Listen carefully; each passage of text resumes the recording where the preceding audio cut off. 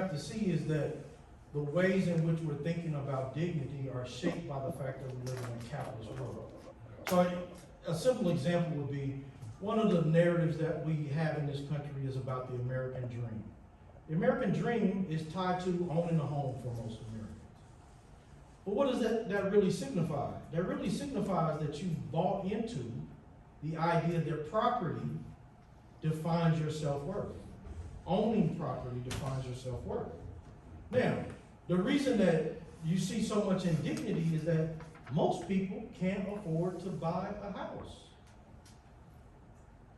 So it leads to indignity, because if your self-worth is defined by wealth, how much money you have, then you have a distorted sense of what your dignity is, what your self-worth is. Yeah, well, not to put too fine a point on it, but why does everybody have to own a house all at once, as opposed to some groups of people get a house and then more people get houses and then more people get Because we're all supposed to be member-free. And that point, maybe the problem is going to be because everybody's owning a house and that's not the Well, way. so do we not lose out on the American dream then, in that sense? Is it not if it's the sum of us dream? Right, rather than, you get what I'm saying? Because that's the problem. There's a couple of laws. It's disputable. It was disputable at the time it even came up as a thing, right? Right. In an actual conversation, but anyway. Right. But I think the home ownership thing. Right, that's the problem. In my department, the guy next door to me, he's a staunch Rawlsian, was a student of Charles Mills, things of this nature, right? And one of the problems we run into is that, when he gets ready to make his argument, he necessarily needs to bracket out a whole lot of other stuff. What the United States is doing in the world, over in other countries, all this has to be bracketed to make his argument. And I think that's sort of what Stephen's saying, that you can't really bracket this kind of imperial notion that we have of how we operate in the world. Right? It can't really be bracketed. Yeah, maybe you can't bracket that. So I mean, that's a different way to ask the question. So why couldn't advocacy on the part of a particular population be my primary aim and focus? And Because you still got to deal with the national oppression of other people. Why does that have to mean that my position and my advocacy is inimical to the? Because it's interconnected. I give you just a basic example. So most of us know about the Moral Act and the setting up of land-grant institutions. Sure. I always ask my students, well, where did the federal government get this land from? Broken treaties, they took it from Native Americans, but then we could celebrate that out of the Moral Act, the second one actually, they created historically black colleges and universities, right? And many of us have connections to HBCUs, right? And we love that history. Oh man, come on, man, Howard didn't do you that bad, did he? Howard didn't do me that bad. Look, my point is that if we look at the historical development of the country, we can't ignore the fact that European indentured servants, Native Americans, African slaves, coolie labor, Asian labor on the railroads, Asian labor in the salmon industry on the West Coast. All of that is a compacted sediment of the development of the United States. Every nationality that is represented in why this does country, all of that have to be addressable all at? because we're still engaging in everything all at once. Because but that seems to be so much more impractical. because it shapes the country that we live in. Look at. Yeah, but one can deny any one of those layers that you just laid out. So I'm going to tell you the practical. Thinking that I'm first going to take aim at one of them. But I'm going to tell you the practical implication of it. We're looking at a conservative counter-revolutionism that we're in the period of, right? And you say, well, man, I didn't realize, because we just went through a period of DEI, I didn't realize Americans were this conservative, right? Well, no. All right, so let's peel back that conservatism.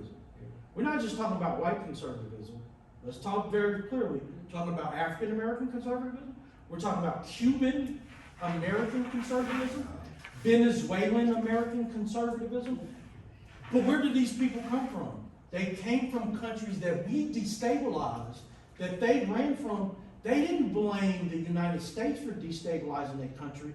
They blamed Maduro. They blamed Chavez. They blamed Castro. not the United States for destabilizing their country. If you go to the Philippines, they're not saying the U.S. is the bad guy. Who's the day in the Philippines? Because I know folks in the Philippines who doing these things. So you play a zero-sum game. So the funny thing is, I used to be a car carrier market, and so I always have to want. So in my radical self, I'm sympathetic, but I think one of the things about the analysis that lacks complexity is that the sense, and this is some of the things I think Jacoby is getting at, is that there's a zero sum, both about the means to change the thing that you want, but also there's a zero sum about the people who are in opposition to doing the thing that you want, right? So there's a reductionism, right? So if we think about, It's very dialectical. okay, so but I think where I'm having new difficulties because we new friends, but old difficulties is that I think the thing that becomes less compelling about both the analysis and the critique that leads into something new is for every sort of case where we can say it's whether it's sedimented or it's more complex or it's dialectical, I wonder, is there an outside? Because you suggested there's some outside too. Everyone is embedded here, right? That you yourself said, let's not play the oppression Olympics. And we talk about whether it's the U.S. destabilizing other countries. As a card carrying, also radical feminist, I haven't gotten rid of that one. I'm always sort of worried when we sort of posit elsewhere, other places, as somehow either morally or politically sort of whole until the U.S. intervenes, right? And so there's something that's happening. That's not my argument. My argument is quite simply, we cannot no longer continue to talk about U.S. bourgeois democracy as if it's the citadel of democracy in the world. We agree. If you look at the advancements that Chavez made in Venezuela, it's earth-shattering. Do you know how many times they're able to change the constitution in Venezuela? They don't have to go through getting 75% of the country to vote to change the constitution. Can I say something? So I'm not trying to fix Jacoby's question, but I want to kind of say it the way I hear it. All right. Can I not be, Jacoby's, let's say he's Venezuelan. Right. Jacoby's Venezuelan. He could fit in. Right, and then Omar is Filipino. Right. Right? And I'm doing my... Venezuelan and you're Filipino. Okay. I'm doing my part. We all agree. We've met at conferences. We were scholars, but we decided to be activists. Right. Right? And so we know each other. Right. We're on the phone just like you and I, which, they're giving me things, what they're doing. But why can I be the activist in my community, getting things, jump-starting things, working on different problems? I understand that there are other things happening, and I'm sharing what I'm learning, they're sharing what they're learning, and we're all working on the problem. I do you one better, Anthony, and sometimes you show up at my protests and I show up at yours. But I go to mine more frequently than yours. No. I think that's how I hear what he's saying. And I don't think you disagree with that. I think you were saying, as long as he's aware that there's this greater thing. Yeah, that's exactly what I'm saying. Now this is going to be my strong judgment, and you guys can voice this one. I think historically, as African Americans, we have been Cold War liberals, and we have not adequately really looked at the possibilities of going beyond capitalism. We're at a zero-sum game right now. Trump has thrown out all of the rules that would apply to anybody who is a part of the executive body. He has created a constitutional crisis. When other presidents said, well, I can't do that, Trump has showed you that you can. And in the midst of that, what is going to be the response of African American philosophers to this crisis? It can't be Melvin Rogers' democratic faith. It cannot be that. the earth is literally moving beneath our feet. And think about it.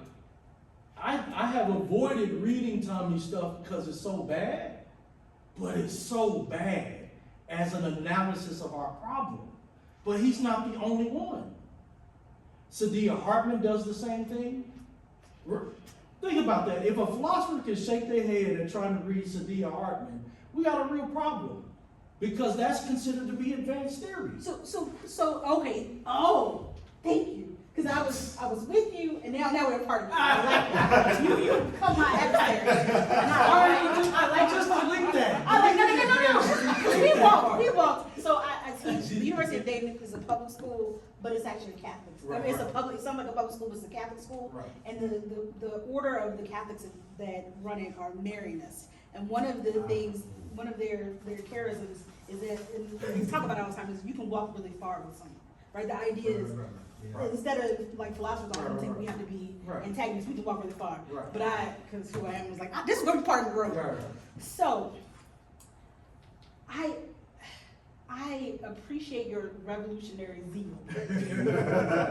I do. No, straight up. Before you said the thing about me and Sadia Hartman, I was with you. And I was going to ask you then, what then is the positive project of the philosopher, right? Until you said, the reason why I was shaking my head, and the problem, because you said the problem is that this counts as high theory. I don't even care if it counts as high theory. Why do you care so much about the high theory part, Stephen? Because if you didn't, I would walk with you further. Because, Whatever. Who cares? I'll bring him up. But if you look at it's not doing that for black people. So it is in this sense. Part of the reason that we're experiencing a period of political apathy is because it's a reflection of the ideological confusion. And when I but say it's that, not coming from those people. Whoa. No. We are confused because we're in the academy reading those people because we're giving that credit. When I was just 2 days ago on 3rd Street in Dayton, Ohio, are you coming to Philosophy Wonder Struggle? Come on, place. When I was on 3rd Street in Dayton, Ohio, talking to brothers about masculinity at the space where we were talking about it, they don't know who the hell these people are. They don't care nothing about that. So, but you just hit my point. Philosophers have interpreted the world, but the point is to change it. How are we as philosophers changing the world? Oh, are we going to change it? Okay. How is what we're writing producing a change? Like you just said, that's a brilliant point. Yeah. There's nothing that black philosophers are writing that we could take to the McClendon Institute and actually say, let's read this together. Except for, not there, but in the city of Dayton, I have sat in the basement with things that people have written, and we have talked about those things. My point is that we're looking at a literature, most of that literature we're talking about is written in a context in which people were concerned with political education. The reason that Baldwin has come back is because, not just because the literacy rate has gone down, but because it's readable. Sure, but so I guess I'm wondering how the two things for you go together, right? Because there are people who indeed philosophize in ways that is not just readable, whatever. There's lots of things happening there, but the preoccupation with this counts as high theory or this counts as understand our world. I wonder why you do good work. Why are you investing so much of your lifetime and breath? Well, no. Here's the very real side to it. We're a part of the community. You laid that out very clearly. So I've always been I did a book on the history of African American philosophy. So I'm very much interested in that history because that's my interest. But here's the context though. When you begin to lay out, and as you say, you begin to talk to common people, working class people about problems, where are philosophers able to say, look, this is why the separations of power was adopted by the founding fathers. It doesn't work. What's the alternative then? Where are our theorists about what political structures we should be adopting? Where are the theorists that are talking about urban design, how we should redevelop cities? It is enough people do it. They just don't. African American philosophers do not, as a group, consistently talk about practical matters in their philosophy. There's another side to it also. The other side to it. Now, I've talked to him about it. One of the ways in which we kind of cut ourselves out is going to really be a problem when we step out of the way, right? So now, you know, I'm full professor, he's full professor, No, I have no desire. Okay, Never gonna go it's a with- code. I'm not a full professor. Okay, well, so. Well, actually, that's a lie. And What I'm getting at is that, so now, why do you have, some of the ways in which people have talked about oppression, philosophy, and just out of the philosophy of race, why do you need to hire black philosophers? I don't think, so. So that, I mean, that's going away, that's What what, I'm saying. and I'm not saying that's the only reason, but that is something, or even philosophers particularly lose the color. Even philosophers that work on a black kind of tradition and things like that, that's gone. I'll be honest with you. I wasn't gonna read Sadia's Hartman stuff because I got tired of reading postmodern literature.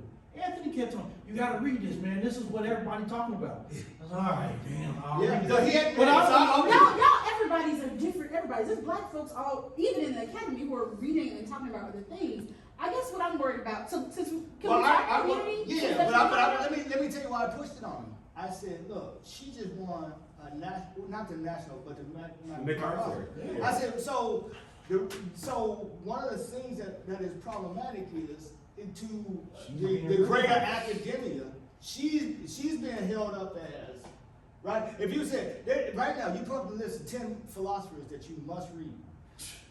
Nobody in this room is on that list, but Ruha Benjamin, your spelling sister is on that. Right, but But I will fight you about Wuhan, so don't start. No. I like what she's doing in sociology, right? But I'm just saying, I understand. I love what she's doing. I'm just telling you that the reason we should have some concern for, it's just like I wrote an article disagreeing with Asante, right? And somebody said, well, why would you waste time on Asante? Because people that think black studies, they think he is black studies. That's right. And so, and I said, wait, whoa. So let's just stay There are other so that's things. what I want to know. What's So that? you have to reconvince me, because there are a couple of things. What are you fighting for, though? So That's the- what I'm a what friend is of your- black You studies. gotta So know when people use who's black the studies, enemy they and get what are you Asante. fighting So, Who is the enemy and what are you fighting for? so especially in the conversation about, you know, what is the sort of continuing status of black philosophers in the academy, right? What does it mean for some things earlier? You mentioned something about, you know, establishing a canon. As a black feminist philosopher, right? Some of the things that you were talking about as far as the community of philosophers, whether they're black or otherwise, have just not obtained in the same way for me. Sure. Right? And so, as Well, someone who's gonna write that story is the problem. so I guess That's I guess for me, Yeah. right? I'm not speaking for other folks, Right. although I am in community with some folks. For me, I think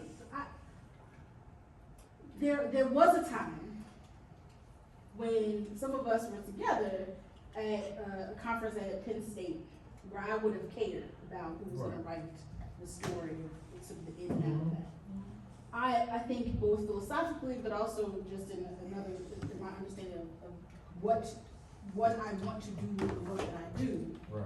I am no longer as interested.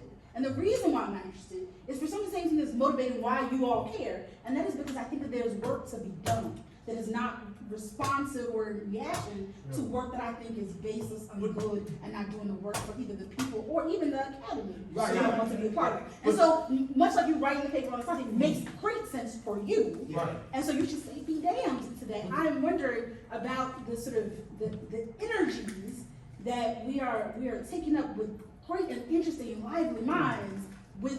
So I realize we're in the counter of both ends. But see, here's the way I think about this.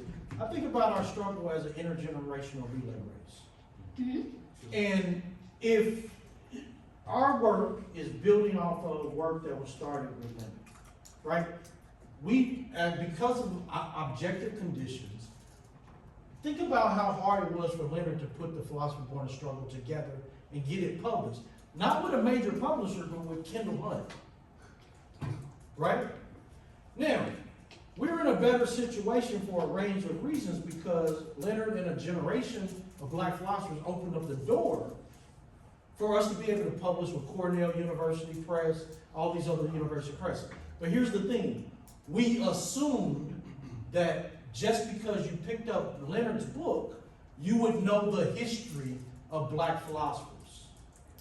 And that's not the case. So what I'm saying to you is the reason why there needs to be a history of black women philosophers is because the work has not been done for a future generation of women philosophers, not just black, to understand what the obstacle was so that they don't buy into a limited sense of dignity. You know who the most valuable black philosopher is right now? Who? George Yancey. I know that. I can imagine that. Yeah, but even that itself, Or put out 4 books a year. So again, but you all just diverge, right? So I'm Well, no, we're You making the same diverge. point. We're making the same point. saying There- that you're making the same point because I like your point and I his point. Right? We have a point about the sort of citation record. It's Well, not a question of the but- citation record, but it's about the influence. You were almost compelling about sort of writing in history of black women philosophy. Denise, you being a little disingenuous. You give a damn about the Yes, citation. It might not be your absolutely. principal focus. No, you don't. Because you don't get your ire up when you think somebody's being cited more than they ought to be. That's right. It doesn't anymore. So we haven't been together recently, Jacoby, so you don't know this. So one of the things I think has shifted for me, and it was really interesting, and reading Leonard's work more recently has also shifted my thinking about some of this, is there was a time when some of us went out, Paul had a conference out at Penn State, and quite a few of us, although we had enjoyed lots of that, left that space, hurt, beat up, couldn't stand it. And one of those sagacious black men philosophers that you I'm sure you put in your list of literature generation, said in the midst of what was happening there to the black women there, well, until you all, start publishing, et cetera, what are you all doing, essentially? And the moment he said it, and Paul was one of the people who was like, what are you talking about? Like it was a weird, patronizing, odd moment in that what had seemed like we are all of the community. Because remember, we were earlier making jokes about where people went to school and other things, right? The majority of black women philosophers in academia, for all the places they went, did not end up at places where they had any mentorship from whether it was black men or women philosophers and sought in other places. But here was a space that had been created where there were new ties to be made. And in an instance, one of those old dudes fucked it all up. And then the project went out, and you all have seen the fruits of that. Those of us who were there said, okay, we have not published things, we're not important, that's whatever. And then suddenly, some of those other people that get excited. Anyway, there was an actual project, a community got created that was already sort of of folks who were like, okay, black women do philosophy and we're gonna do it, right? In ways that, whatever. That became a thing, but it also meant something different for those types of conferences, right? People tell a joke about where I show up more. Anthony always laughs about it, right? And I say, I'll come where Lynn comes because Lynn was not like that, right? Took an active interest in the life, an interest in the minds of black women in philosophy. So I don't give a damn who cites someone who doesn't, right? The work is important and it is good because in his work, we see reflected a type of responsiveness to a wider range of black ideas, life, etc., than some of them folks that folks are talking about being in community with, or whether they get cited or not. And so I guess where I turned the corner about the citation thing is, I have realized that what I would count as a successful, important intergenerational thing to do for black philosophy has very little to do with that which has been sanctioned by citations. And that's what it is, right? And so, I get what you're saying. I'm coming for with Lynn. No, I get what you're saying, because you just don't like the professionalism of the field. Right. But you gotta understand, when you're in these spaces, there are people, that's all they're looking at is the professional side. And I can do that, so. But I think we said something. Yeah, I mean, she doesn't quite like it, but she's not naive. She's Right. there. It's just that, but It's as the a opportunism. function of whom I choose to have community with Right. and associate with professionally, I'm not driven by professional. Right. But I can tell you this, so this is how I look at it, right? So I was intentionally focusing on trying to move away from systems or institutions, certain kinds of institutions. Because the first way I judged institutions was I told them what I wanted to do my dissertation. And they said, "You can do that right after you graduate."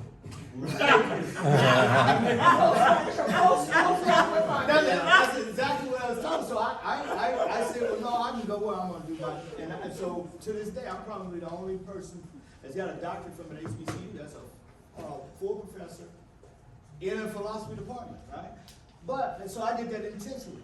But what I did was, on the other side, I started looking, okay, well, who can I get to be mentors? And I'm going to need some mentors to do this, right? And so it was the book trail that I had to do, because I didn't know Larry, right? I had to use this book trail to try to find these people, and to use the articles and things of that nature. And if those things aren't there, right? I remember meeting Anita Allen for the first time at a conference. I said, "Look, I read your stuff, this, that, and other, yada. Can I get this picture or whatever?" And we sit down and we talk for a minute, things of that nature. But it's because I didn't know her. She didn't know me from anybody, right? Never been a student, whatever. She didn't know my face. She said she heard my name, but I'm not sure. I think she was being kind. Have you guys seen, so I was talking to some other people, but it was Stephen and Anthony Neal, presentation at SAP. And I said, we were talking about how various conceptions, like how you can't do dissertations in and philosophy, you have them supervised and then expect to get a job because of the professional attitudes of professional philosophy.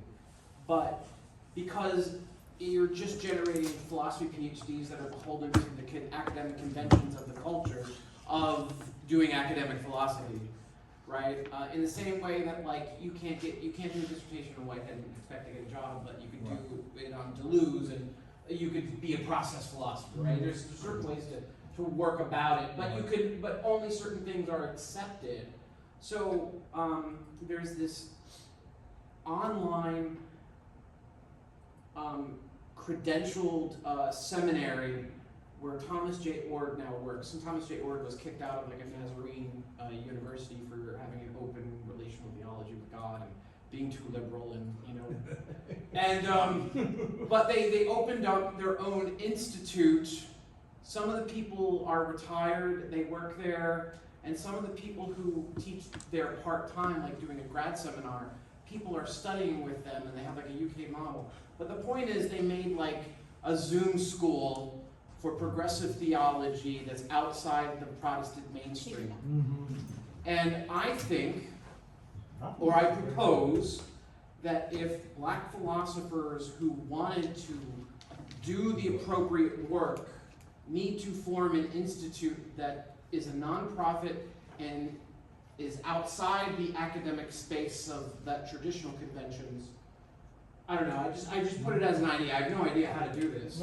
Right? But it's, they confer doctorates in semiotics and religion. You study with this person, it's the UK model, right? And it doesn't require us to agree philosophically or politically. And it's ATS certified. They played a Come with game. me, I can bring you over. No, but here's the thing. Anyway, I used to be one, but I'm on one. No, I want you to be born again. No. You think I don't say about Mark stuff. Let me tell you about church stuff. I will tell you about church stuff, my man. I want you to be Because born I was, again. and I'm still trying to decide. I was going to start my talk tomorrow talking about how when I was 15, all I wanted to do was knock the head off the head of the most dignified lady in church. But I'm not going to talk about that tomorrow. Did she have a good hat? Oh, she had the best, and that's her shoes. So hold on. Let me jump in here. I've been waiting. I'm about to jump in here. So, Stephen, I have an issue because it's like you're jumping in and out of audiences.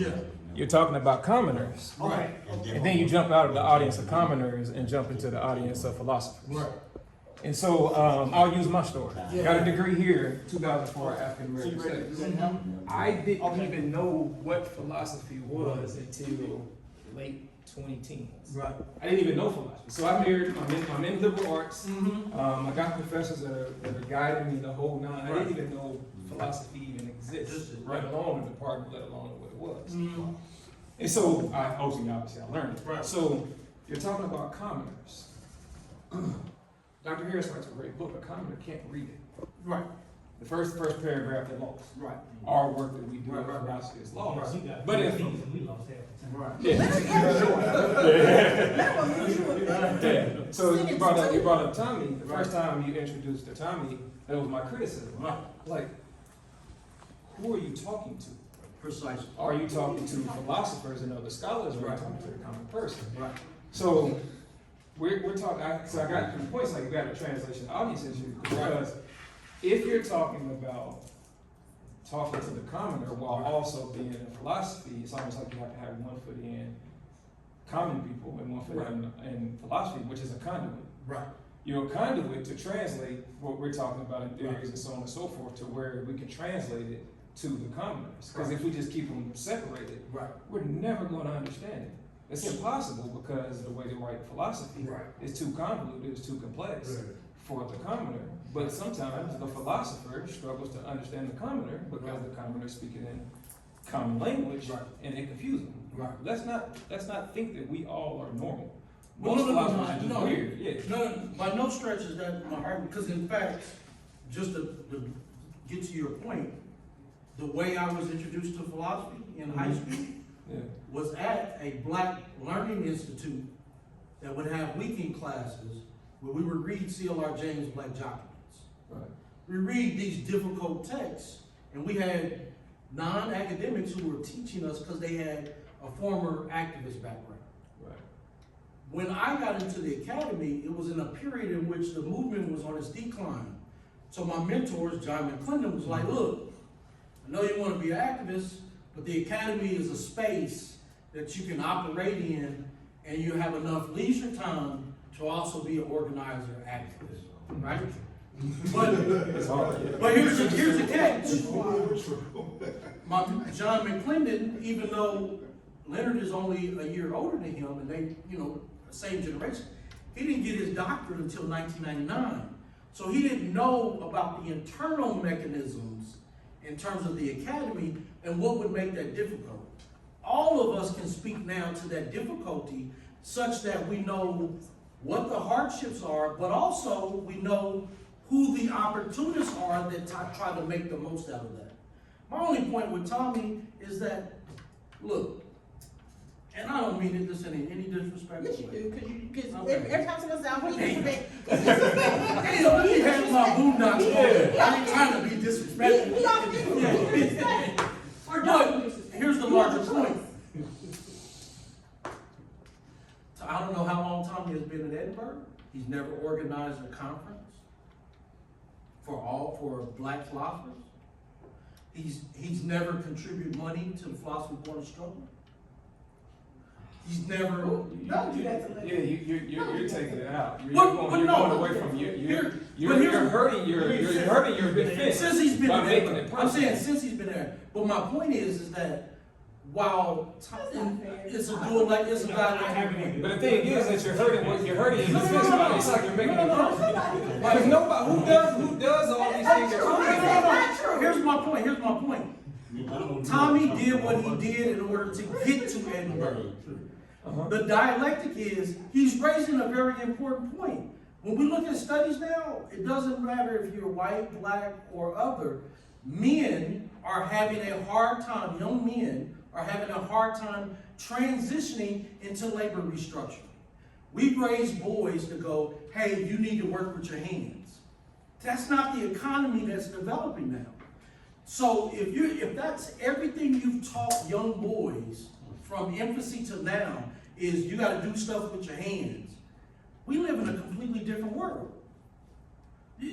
A very practical example is, there's no more of someone learning how to be a mechanic and toying around with a car anymore.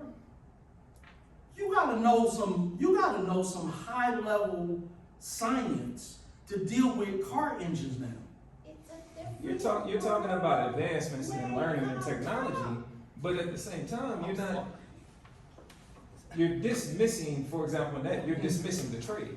You're making it seem as if the person who learned the trade by hands-on mechanics and working with cars, they can't evolve and learn technology based off of what they knew. No, in several fact, years ago. in fact, what I'm saying is, Okay.